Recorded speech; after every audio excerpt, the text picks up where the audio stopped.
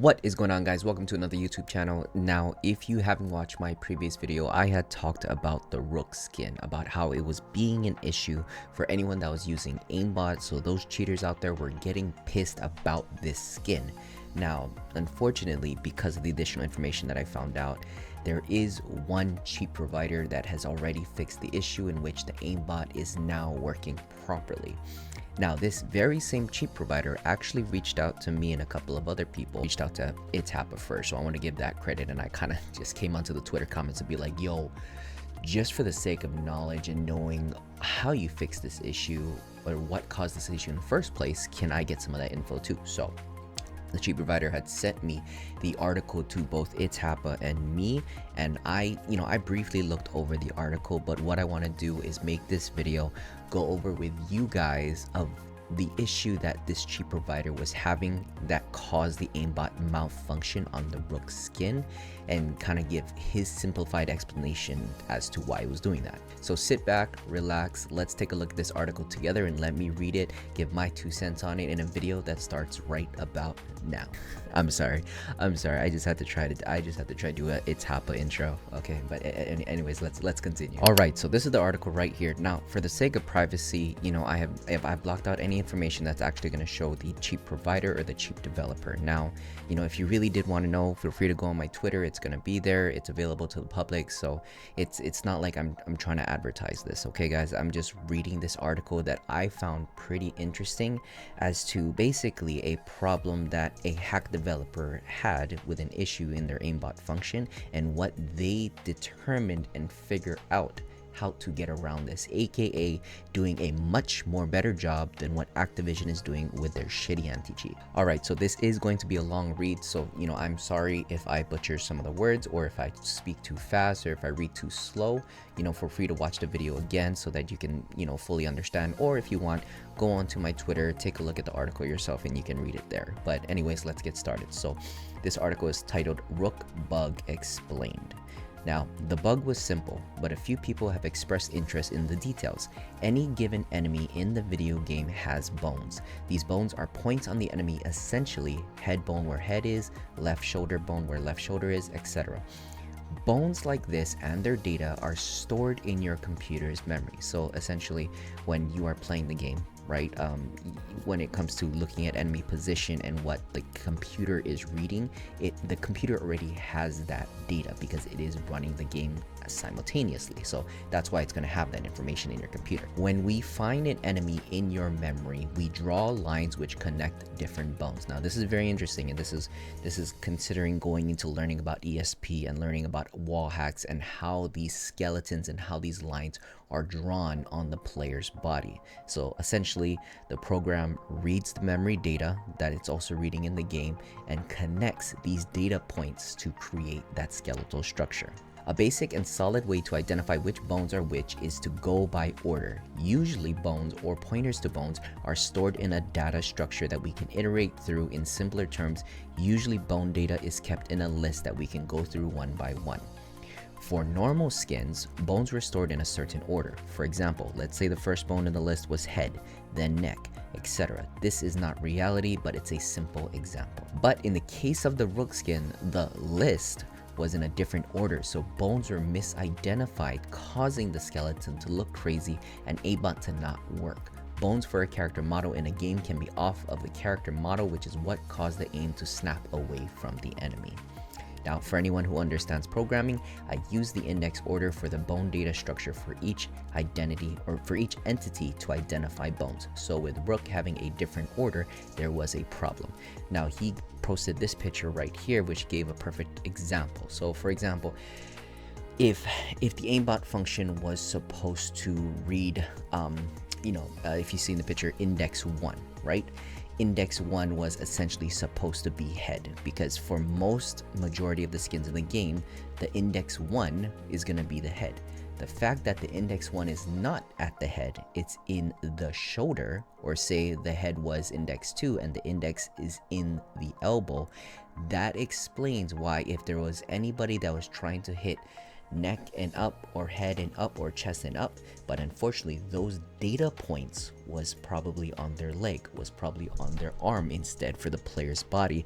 That's what caused the aim to either shoot upwards, to shoot right, basically purposely missing the skeletal frame, because even though you told the aimbot program to shoot head, the head is in the shoulder, therefore it's going to shoot the shoulder. It doesn't know that it's not the head, it just knows that that head data point is in the player's elbow for the Rook skin. And then he continues on, it's fixed now. The solution was to identify which bones are which through a much more concrete method than index. The solution has also prevented the issue with any skin present or future besides Rook.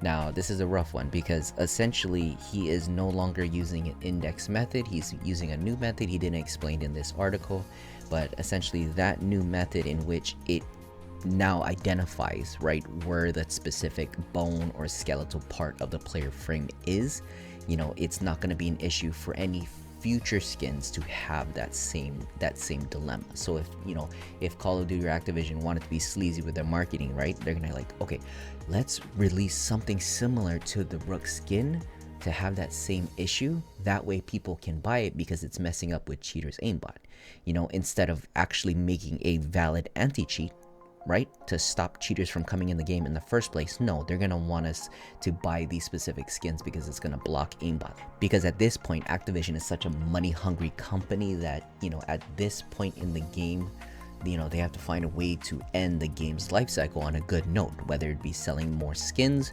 whether it be selling more of the Black Ops 6. What I'm guessing is a lot of people didn't like the Black Ops 6, so there was a lot of refunds on the pre-orders.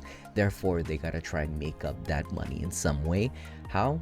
By possibly pushing out a skin, because even though the skin was actually pulled from the operators tab, where a lot of people that were on console or a lot of people that were on PC weren't able to see it or view the bundle or buy it at all, discovered more additional information that if you download Warzone Mobile and you go into the store bundle there and you go into the trendings tab, there's going to be a section that says season 5 and 6 battle pass bundle. Essentially that's where the Rook skin, or even the old Groot skin, remember that issue with the Groot skin, was there. So it was actually available to purchase on the mobile side, and when you purchase on the mobile side, it's going to reflect on your main account on the PC side.